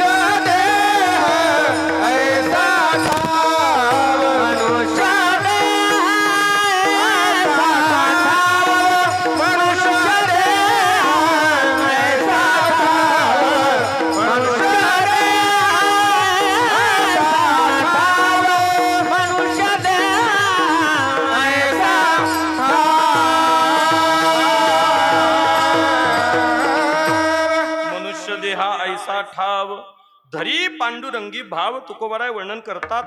अनेक जन्माच्या अंती तुम्हा मला सुंदर असा देह प्राप्त झाला. आता या देहाच्या योगाने तुम्ही तुमचा भाव परमात्म्याच्या चरणावर काय करा, समर्पित करा. परमात्म्याला भाव समर्पित करा. का? परमात्मा हा भावनेचाच भुकेला आहे महाराज. भावेन देवम कलया नरेंद्रम धनेन कांता कपटेन शत्रुम सत्येन मित्रम कृपयाच पुत्रम ज्ञानेन मोक्षम वशमानयंती. सुभाषितकार वर्णन करतात, परमात्म्याला वश करायचा असेल तर परमात्मा भावनेनेच वश होतो, भावनेनेच वश होतो. थोर प्रेमाचा भुकेला, थोर प्रेमाचा भुकेला, थोर प्रेमाचा भुकेला, थोर प्रेमाचा भुकेला. हाचे दुष्काळ तया, हाचे दुष्काळ तया. थोर प्रेमाचा भुकेला, थोर प्रेमाचा भुकेला. हाचे दुष्काळ तयाला, हाचे दुष्काळ तयाला. थोर प्रेमाचा भुकेला, थोर प्रेमाचा भुकेला. थोर प्रेमाचा भुकेला हाची दुष्काळ तयाला. परमात्मा भावनेचाच. देवा कारणे भाव तस्मात द्यावे न लगे फार सेवित झाले एक चित्त तरी बहुत तेवढ्यासाठी नका करू वाता हातगा. परमात्मा भावनेने तुका म्हणे भाव जवळी धरुणी आणि देव, जवळी धरुणी आणि देव, जवळी धरुणी आणि देव. तुका म्हणे भाव जवळी धरुणी आणि देव, जवळी धरुणी आणि देव, जवळी धरुणी आणि देव. तुका म्हणे भाव जवळी धरुणी आणि देव. परमात्मा भावनेने संतुष्ट होतो महाराज. भाव नाही तो निधी बन मधुबन लागत सब वीरान. भाव होय तो पाषाणो से प्रगट होय भगवान. भाव का भूखा है भगवान बस में है भगवान. भावनेनेच भक्त्या तुष्यती केवलम नच गुणैर भक्ती प्रियो माधवा. परमात्मा भावनेने संतुष्ट होतो महाराज. शुद्ध ज्याचा भाव झाला. आदिशक्ती मुक्ताई वर्णन करतात, दुरी नाही देव त्याला, दुरी नाही देव त्याला ताटी उघडा ज्ञानेश्वरा.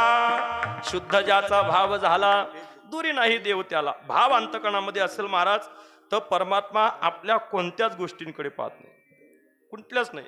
व्यास महर्षी वर्णन करतात, व्याधस्याचरणम ध्रुवस्य च वयो विद्या गजेंद्रस्य का जातिर्विदुरस्य यादव पतिरुग्रसेनस्य किं पौरुषम कुब्जया किं नाम रूपमधिकम तत्सुदाम्नो धनम. भक्त्या तुष्यति केवलम नच गुणैर भक्ती प्रियो माधवा. विठ्ठल विठ्ठल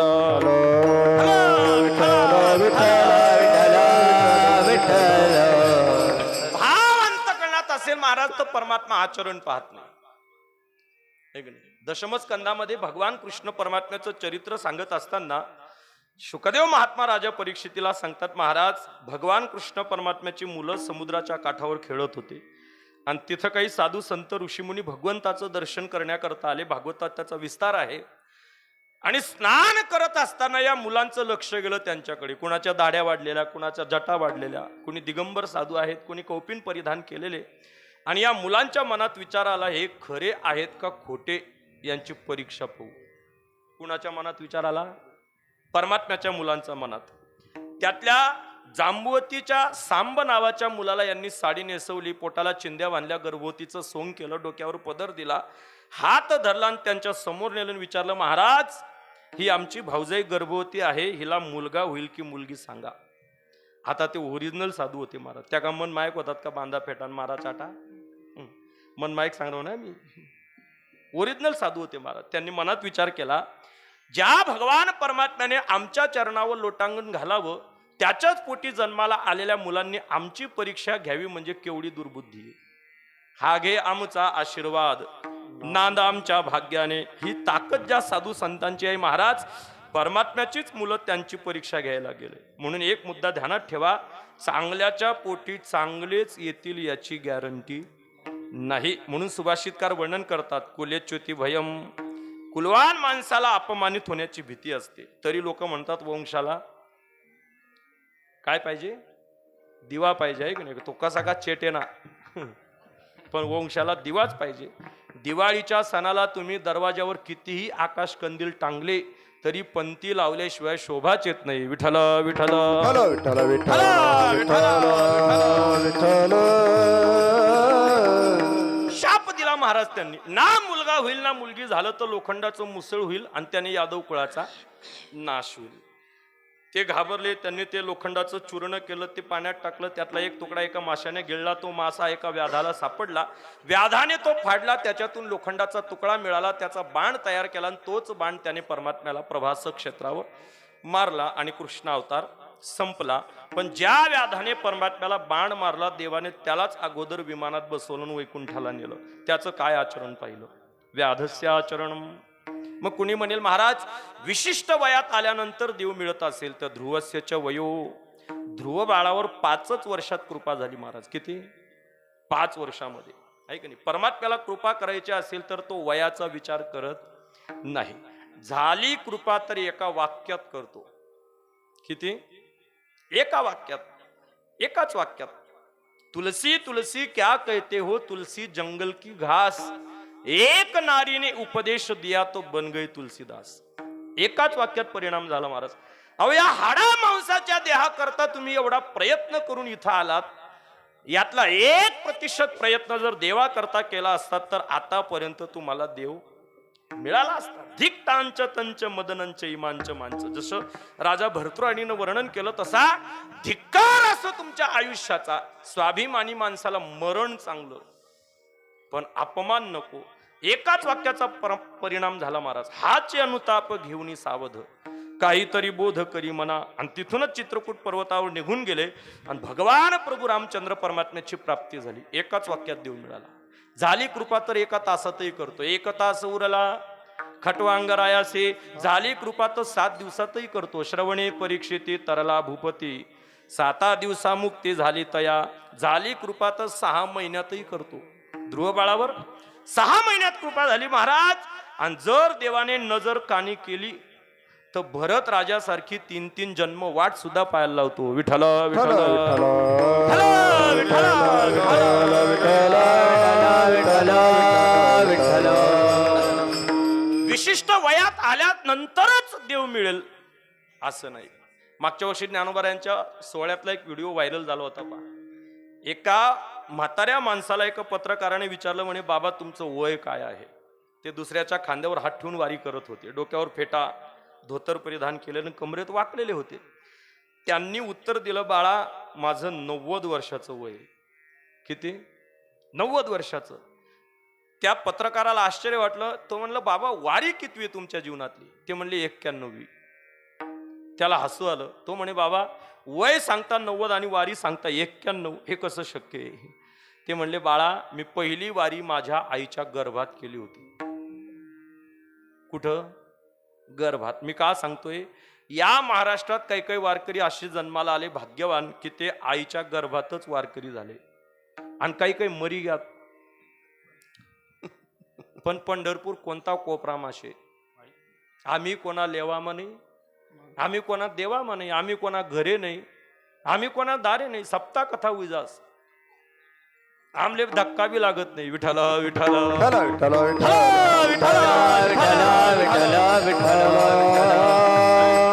वय पाहून परमात्मा कधीच कृपा करत नाही महाराज. बऱ्याच वेळेला एखाद्याला वारी आल्यानंतर जर म्हटलं चला वारीला, ते म्हणतात महाराज एकदा का संसार झाला आणि एकदा का रिटायर झालो मग वाऱ्याच करायच्या आहेत. 58 नंतर सरकारला चालत नाही. तो देवले चाली का? 58 नंतर सरकार आपल्याला सांगतो भाऊ तो आता उलट्या फायली धरायला लाग गया, तू पेन्शन ले पण टेन्शन देऊ नको. म्हणून तुकोबाराय सांगतात तरणा भाग्यवंत नटे हरी कीर्तनात. ऐक वय पाहून परमात्मा कृपा करत नाही. म्हणून आहे त्या परिस्थितीत परमार्थाला लागा. जोवरी आहे की नाही? जोपर्यंत आपले हातपाय सिद्ध आहेत, जव हे सकळ सिद्ध आहे, हात चालावया पाय. महाराज एकदा का खाटेवर पडलो, मग कितीही मनात इच्छा असली की गावात कीर्तन चालू आहे जाऊन बसावं, त्या काळामध्ये पश्चातापाशिवाय दुसरं पदरात काहीच पडत नाही. म्हणून जोपर्यंत हातपाय सिद्ध आहे तोपर्यंत परमार्थ करून घ्या. परमात्मा वय पाहून कृपा करत नाही. मग कुणी म्हणेल महाराज चांगलं ज्ञान मिळवल्यानंतर देव मिळत असेल तर विद्या गजेंद्रस्य का, आहे का नाही? 6व्या स्कंदामध्ये गजेंद्र मोक्षाचं आख्यान आलं. महाराज परमात्म्याने त्या हत्तीवर कृपा केली, त्याचं कोणतं ज्ञान पाहिलं? रामायणात एका पक्षावर कृपा झाली देवाची, नाव त्याचं जटायू, जात होती गिधाड. गिधाड माहिती ना तुम्हाला? कितला का कोपरा मा कापेलो ना तट लगून बिडी जास्ते. कोण? गिधाड. गिधाड. पण अशाही गिधाडावर परमात्म्याची काय झाली? कृपा झाली. परमात्मा ज्ञान पाहून कृपा करत नाही. मग कुणी म्हणेल महाराज चांगल्या जातीत जन्माला आल्यानंतर देव मिळत असेल तर का विदुरस्य जाती, ही विदुर काकाची जात कोणती होती? महाराज परमात्म्याने जात पाहून कधीच कृपा केली नाही. सुदामदेव जातीने ब्राह्मण होते. आणि शबरी माता कोण होत्या? भिल्ल होत्या. सुदामा ब्राह्मण असून सुद्धा परमात्म्याकडे गेले, आणि शबरी माता भिल्ल असतानाही देवतेच्या झोपडीत आले. विठ्ठल विठ्ठल विठ्ठल विठ्ठल विठ्ठल जात वित्त गोत भजे का त्वरित भावनायुक्त, भजे का त्वरित भावनायुक्त.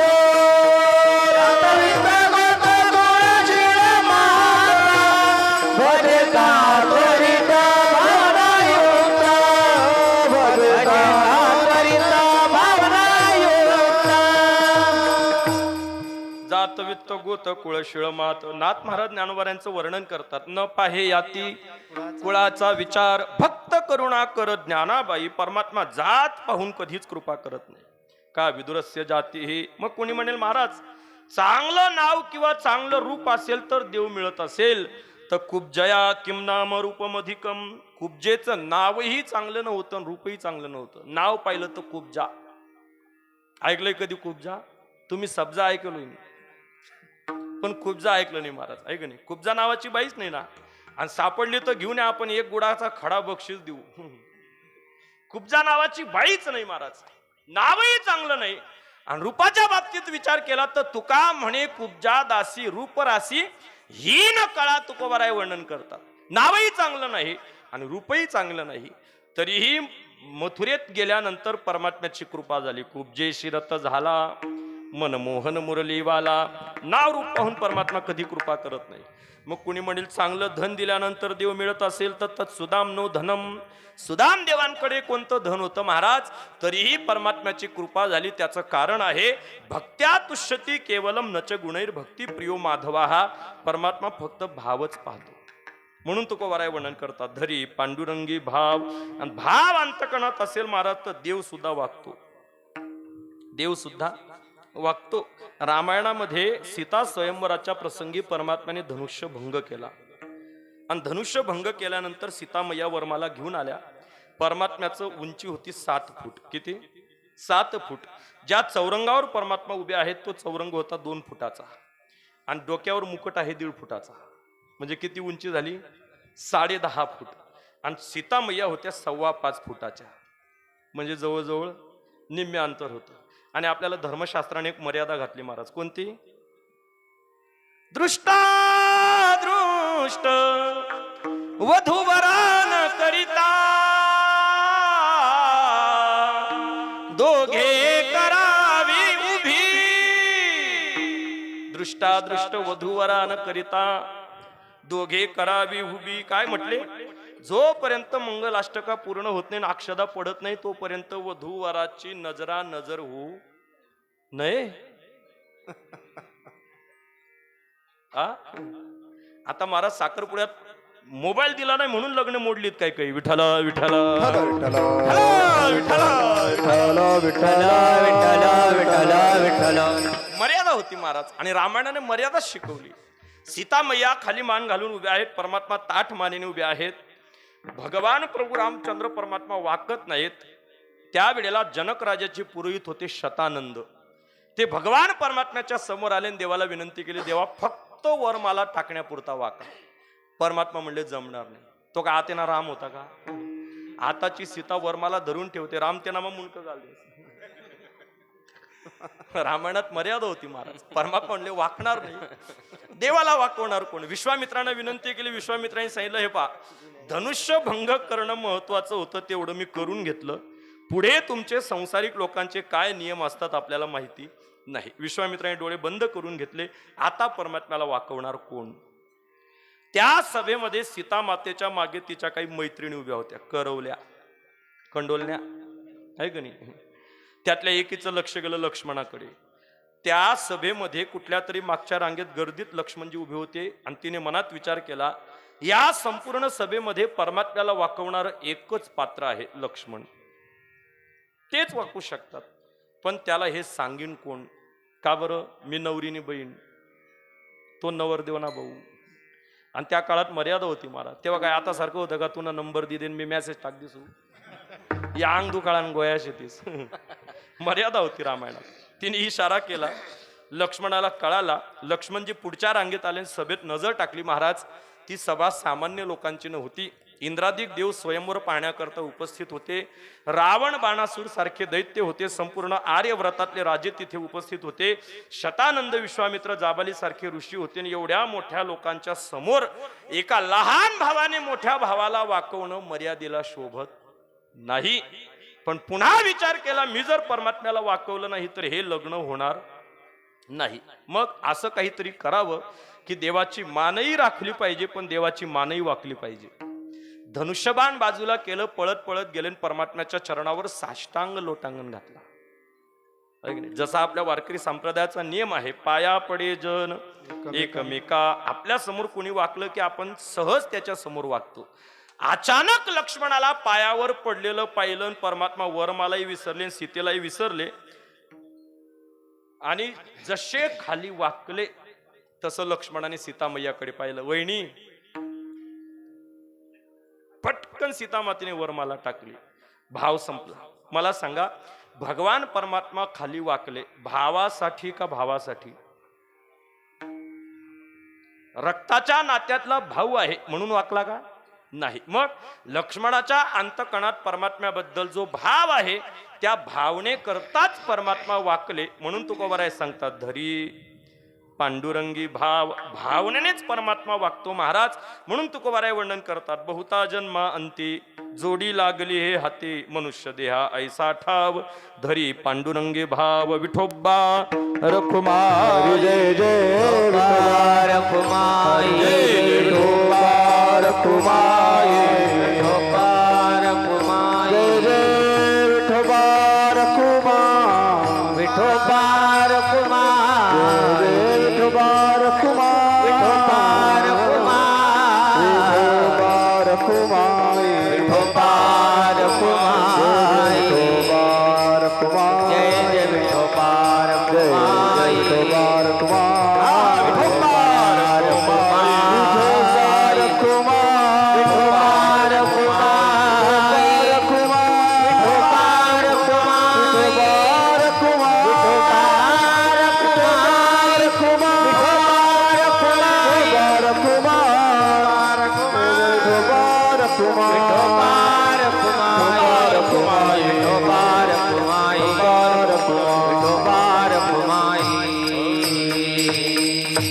जन्मांते जोडी लागली हे हाती, मनुष्य देहा ऐसा ठाव, धरी पांडुरंगी भाव. बहु केला फेरा येथे सापडला थारा. तुकोबाराय वर्णन करतात, आम्ही अनेक जन्मामध्ये अनेक योन्यांमध्ये फिरलो महाराज, पण कुठेही विसावा भेटला नाही. किती जन्म झाला फेरा गणित नाही जी दातारा. किंवा किती वेळा जन्म यावे नित्य भावे फजित. किती वेळा जन्म यावे नित्य व्हावे फजित. किती वेळा जन्म घेतला असेल महाराज, पण प्रत्येक जन्मात काय झाली?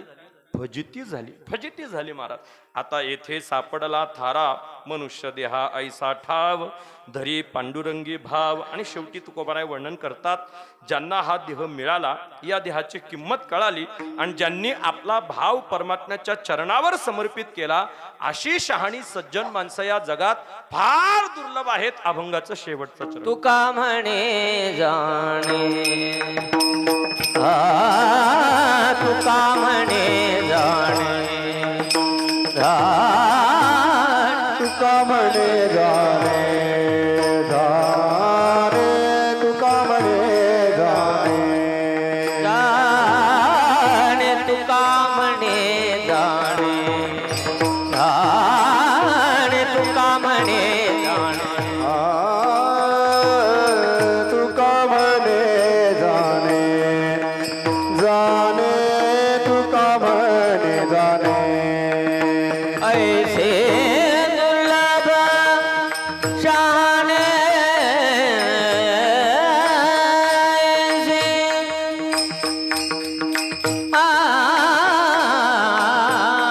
ऐसे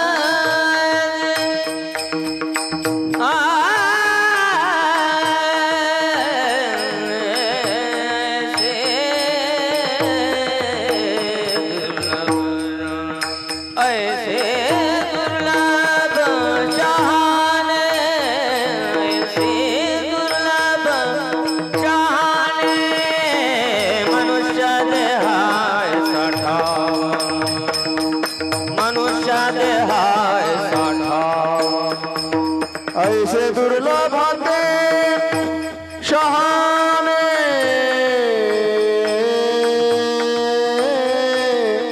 हे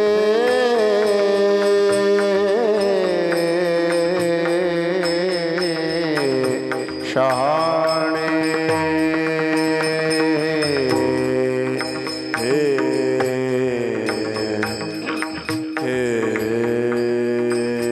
शहाणे ऐसे दुर्लभ शहाणे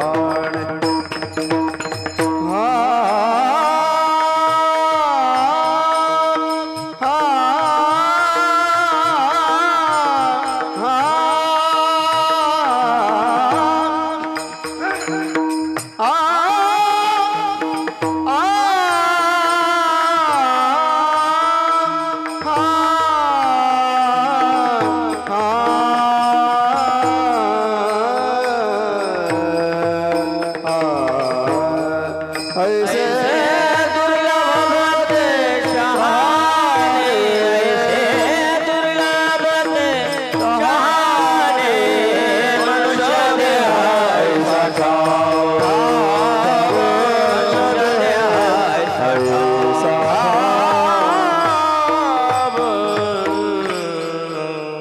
तुका म्हणे जाणे ऐसे दुर्लभ ते शहाणे. तुकोबाराय वर्णन करतात, ज्यांना देहाची किंमत कळाली आणि ज्यांनी आपला भाव परमात्म्याच्या चरणावर ठेवला, अशी शहाणी सज्जन माणसं या जगात फार दुर्लभ आहेत. महाराज, दुर्जन माणसं पावलो पावली सापडतात, सज्जन माणसं शोधूनही सापडत नाहीत. बहुनाम जन्मना म्हणते ज्ञानवान माम प्रपद्यते वासुदेव सर्वमिती स महात्मा सुदुर्लभा. गीताशास्त्र वर्णन करतं. तुकोबाराय सांगतात, बहु अवघड असे संत भेटी, सत्पुरुषांची भेट होणं फार दुर्लभ आहे, फार दुर्लभ आहे. म्हणून तुकोबाराय सांगतात, तुका म्हणे जाणे ऐसे दुर्लभ ते शहाणे. आणि अशा शहाणा सज्जनांच्या यादीत बसायचं असेल तर एक करा. तुकोबाराय वर्णन करतात, मनुष्य देहा ऐसा ठाव धरी पांडुरंगी भाव यथामती यथा अवकाश. या अभंगावर बोलण्याचा प्रयत्न केला. झालेली सेवा भगवान श्री पांडुरंग परमात्मा, भक्त शिरोमणी मारुतीराय आणि सकल संत महापुरुषांच्या चरणी समर्पित करतो. तुम्हा सज्जन मायबापांच्या चरणी समर्पित करतो आणि या ठिकाणी थांबतो. पवित्र असा अधिक मास आहे, पुरुषोत्तम मास आहे आणि या अधिक मासाचं एक वैशिष्ट्य आहे महाराज. या महिन्यामध्ये, या मासामध्ये कोणतीही साधना केली की इतर महिन्यापेक्षा या महिन्यात त्याचं फल आपल्याला अनेक पटीनं प्राप्त होतं. म्हणून म्हटलंय अधिकस्य अधिकम फलम, अधिकाचं अधिक फल प्राप्त होतं. म्हणून या महिन्यामध्ये जेवढी उपासना करता येईल तेवढी उपासना केली पाहिजे. कारण माणसाची या जगामध्ये किंमत तीनच गोष्टीने होते. एक तर त्याची स्वभावामुळे त्याची किंमत होते, किंवा त्याच्या उपासनेमुळे त्याची किंमत होते, किंवा त्याच्या गुणामुळे त्याची किंमत होते. व्हावा वाटे जना तुका मनेसाठी गुणा. एक तर माणसाने गुणवान असावं, किंवा स्वभावाने चांगलं असावं, किंवा उपासनेने कसं असावं, बळकट असावं. म्हणून हा काळ उपासने करता अत्यंत श्रेष्ठ असा काल सांगितला. आणि या काळामध्ये जास्तीत जास्त नामस्मरण घडलं पाहिजे, जास्तीत जास्त उपासना घडली पाहिजे, एखाद्या ग्रंथाचं पारायण घडलं पाहिजे. आणि नाही काही तर येथं मोक्ष असे आयता श्रवणाची माझी. ज्ञानोबाराय वर्णन करतात, मनाचा मारू न करिता, इंद्रिया दुःख न देता, येथ मोक्ष असे आयता श्रवणाची माझी. श्रवणाचे मिसे बैसावे येऊनी. नाही कोणाकडून काही उपासना घडली तर कमीत कमी कीर्तन श्रवणाच्या निमित्ताने होईना आपल्याकडून काहीतरी साधना घडेल, हा एक स्वच्छ हेतू अंतकणात धारण करून या ठिकाणी हा सुंदर सप्ताह आयोजित केला. आणि या उत्सवातील आजची ही सेवा ग्रामस्थांच्या वतीने आमचे ज्येष्ठ गुरुबंधू श्री हरिभक्त परायण अंकुशजी महाराज यांच्या वतीने माझ्याकडे आली. झालेली सेवा तुम्हा सकल संत मायबापांच्या चरणी समर्पित करतो आणि या ठिकाणी थांबतो. तरी न्यूनते पुरते अधिकते सरते करुणी घ्यावे तुमते विनवितसे. पायाच्या प्रसादे काही बोलिलो विनोदे मज क्षमा करणे संते. नोहे अंगभूत युक्ते ज्ञानेश्वर माऊली ज्ञानराज माऊली ज्ञानेश्वर माऊली ज्ञानराज माऊली महाराज ज्ञानेश्वर माऊली ज्ञानराज माऊली ज्ञानेश्वर माऊली